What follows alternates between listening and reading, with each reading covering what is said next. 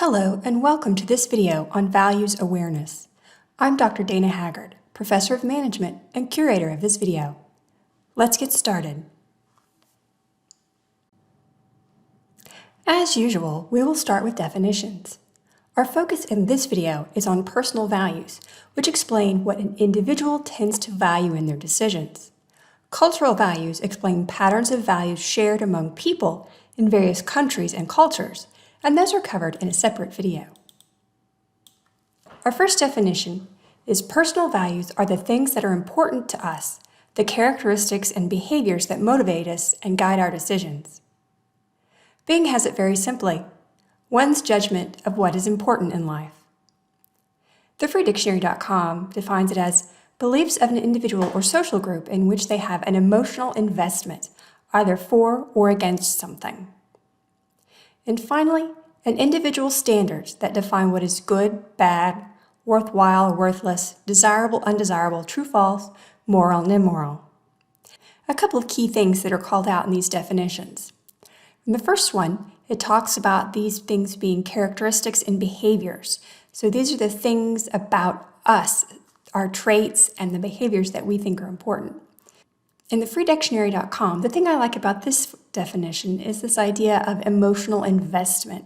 So when you're talking about your values, this is not just something that is a logical thing and appeals to our rationality.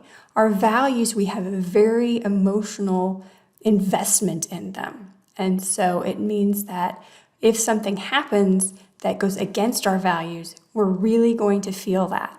And just the opposite of that, if there's something that we really value, we're going to have a high emotional attachment to that thing. And of course, Whitten and Cameron's, this idea that it's a standard of behavior. So it's something that you're going to be comparing other people to, as well as other people's actions to, and you're also going to be comparing it to your own behaviors. As with almost all of the concepts we'll talk about in this class, there are many different models. However, for personal values, I tend to prefer to talk about Rokeach's model of values. Rokeach did some research and he found that after looking at people's values and what they thought were important, he was able to group them into two basic categories, terminal values and instrumental values. Terminal values are those that reflect desirable end goals for an individual. These are things that you want.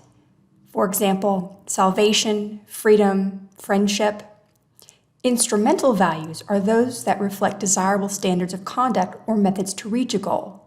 These are the things that you want to be. So we have things like honest, logical, and responsible. I'll have a link later in the video that you can click to find Rokeach's full measure. And you'll see that there are 18 words on two lists, and one list is for those terminal values, those things that you want to have in life or want to achieve in life, and then the instrumental values, which are those things that you want to be sort of described as, the characteristics or traits that you want to exhibit. Why are personal values and our awareness of them important? Well, our values subconsciously as well as consciously influence our perceptions and thoughts, so how we see things and how we make sense of what we see, attitudes, priorities, and motivation, how we feel about things, what we think is more important than others, as well as what we're willing to exhibit effort for. They also influence our concept of what is ethical. And, of course, they influence our behaviors and decisions. Our awareness of them can simplify our decision-making and serve as standards of behavior.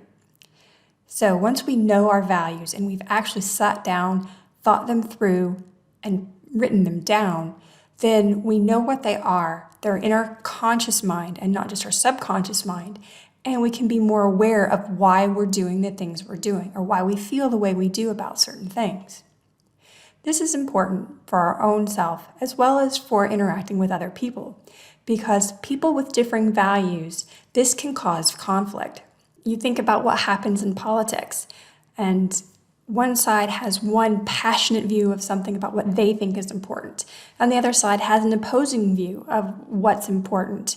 Or They may have the same value of an end, so they know what the goal is and they both want the same goal, but their values are very different about how those goals should be achieved.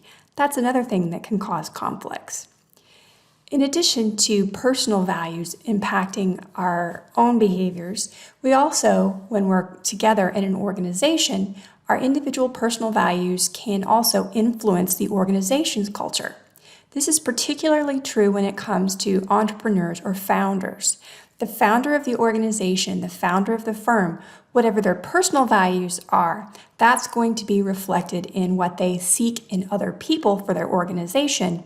And then that's going to reinforce that idea of what's important within the organization or the organization's culture.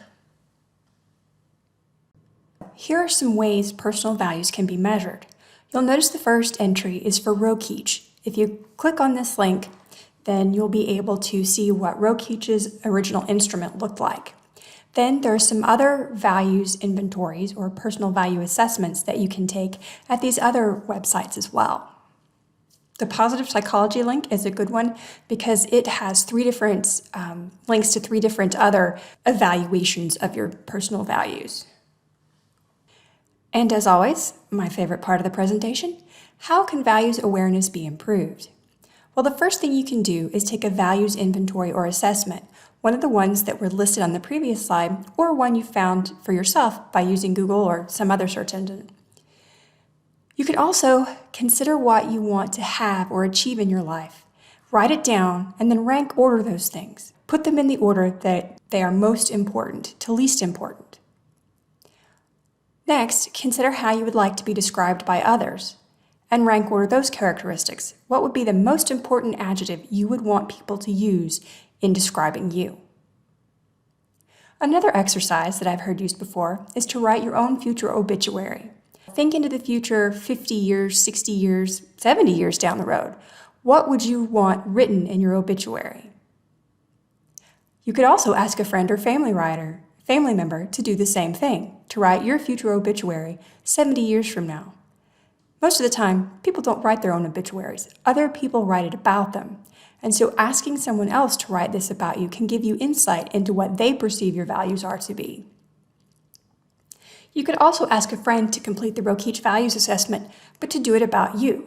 In other words, give them the Rokeach Values Assessment and ask them to please rank what they think your values are, or what you think are the most to least important of these things. You can also work on consciously asking yourself how your attitudes, actions, and decisions mesh with your personal values. So are you being consistent with what you think your values are? And then it's important to understand that personal values can change over time. The fact that your values change over time isn't saying that you're sacrificing something or you're not being true to yourself. It's just that during different stages of our lives, different things are more important to us than others. It's also important to understand that it's totally natural and acceptable for your personal values to change over time. Young people have different values and different priorities than people later in life. And so there's nothing judgmental about that. It's just a fact of life. These things change. So it's important to check in with yourself periodically and ask yourself, have my values changed? Are those same things important to me now that were important to me 5 years ago? And now, some questions for self-reflection. When was the last time you thought about your values, and what was the context? How hard was it for you to rank your values? Have you ever had a conflict with someone because their values differed from yours? Was it resolved, and if so, how? How have your values changed over time? This concludes this video on values awareness. I hope you found the information useful and interesting. If you have any questions about this topic, please post them to the Student Questions discussion board in Blackboard. Chances are, if you have a question, someone else has that question too. If you are intellectually curious and would like to know more, please stay tuned for the sources and additional resources list for this video. Thank you for watching.